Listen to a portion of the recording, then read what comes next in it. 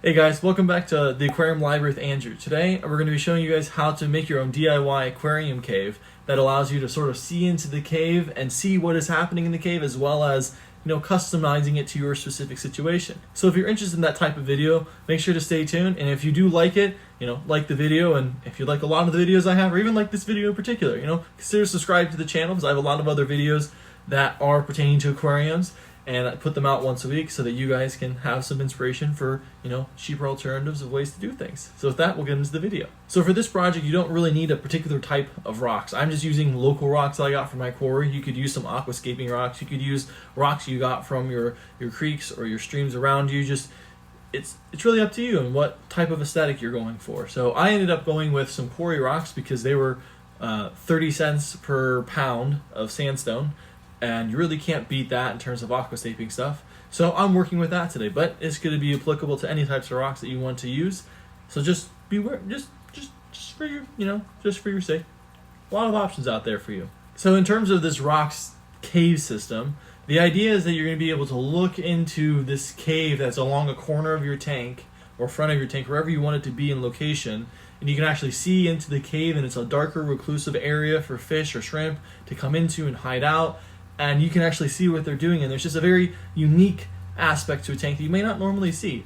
So all I'm using today is the rocks, a board to put everything onto, which is just some polycarbonate board, and I am using some flex glue and some spray insulation. With that, I'll show you guys what I have set up and sort of my reasoning and thought process behind it, and I'll show you guys where it's going forward. And I might change clothes a couple of times because this is going to be happening over a couple of days as everything dries and adheres to one another.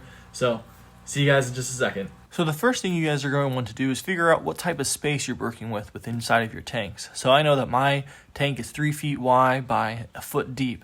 So I don't want to have it taking up the entire width of the tank.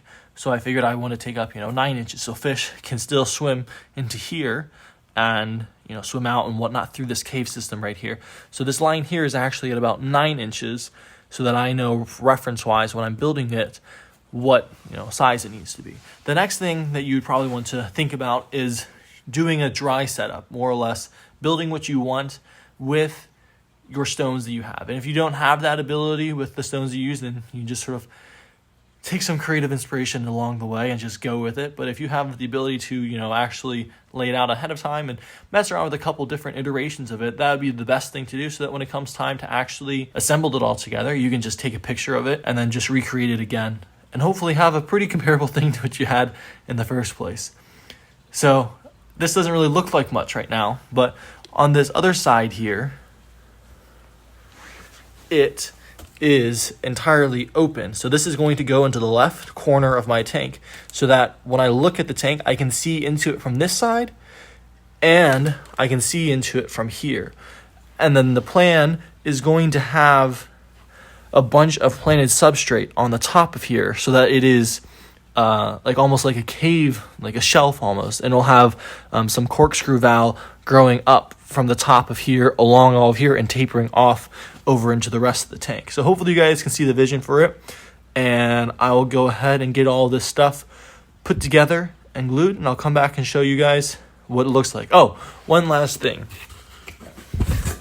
I'd highly recommend that you have some sort of rigid aquarium safe piece of material to use, because as it is right now, this is decently heavy. It's probably like 15 pounds worth of stone there, and you don't want necessarily have to rely on all of the adhesives to hold all of that weight as you're moving it around. So I'm going to glue the bottom parts of these stones to this polycarbonate board, so that it makes it a lot easier for me to move around inside the tank and get it more flush with it. And then I'm also going to use this cracks and gaps stuff to fill in the back side of it here, so that way when it's up against the back part of the tank, there's no gaps here, and that is entirely flush, and you'll have all the soil coming down, as well as making this side here more or less flush, so that I can push it directly up to the glass and not have a bunch of ridges for things to fall in between. It's not going to look the best aesthetically, but it's going to make it so that it doesn't have fine things falling down along the sides. If I don't like it, I can always remove it and scrape off the excess foam. So after 2 days of letting it rest and everything settle, this is the finished product, what I think looks pretty darn good. You can see the front here, and then you can also see the side profile. There are a couple things that I want to point out. In the background, you see there's some parchment paper, and I actually put that down after remembering that the actual insulation foam will adhere to the cardboard in the background and make it very hard to remove. So I just put some of that parchment paper behind it so that I could just easily peel away, which I was able to easily peel away all of that insulation foam pretty relatively easy.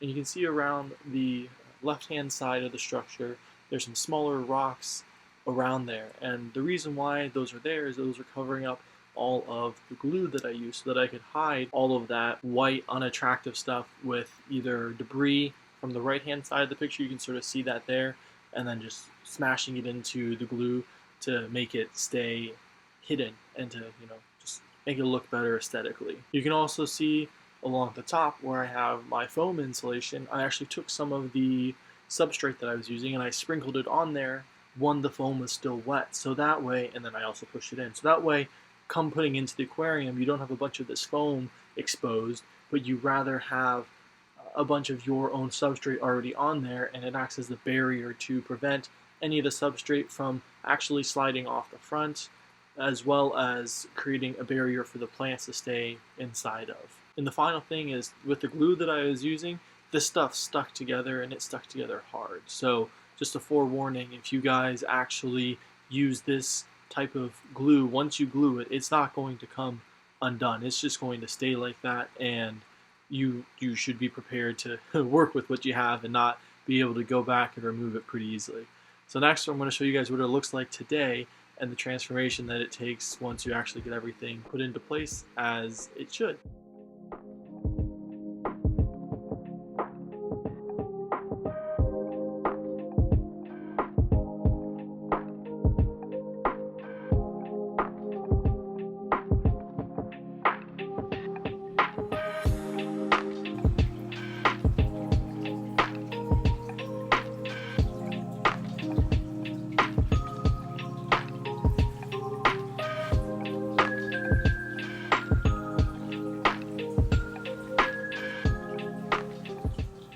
So here's the final rendition of it, all planted, ready to go. Water's still a little bit murky from planting, but it's looking great. You can see the corkscrew valve on the back sloping down into the rest of the tank, and the corkscrew valve coming across in the front into the cave opening.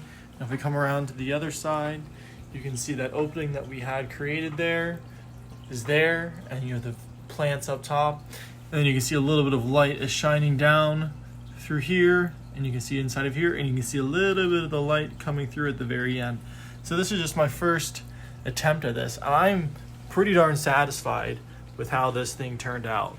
Like, it looks fantastic, and I can't say anything bad about it. And it was fun to make and fun to do. So if you guys want to see what the rest of this tank looks like and what else I have planned for it, and maybe some future updates on this and other things, because I still have a second side of the tank that I have to do something with. So maybe consider subscribing and liking the video, and with that, I'll see you guys in the next one. Have a blessed day.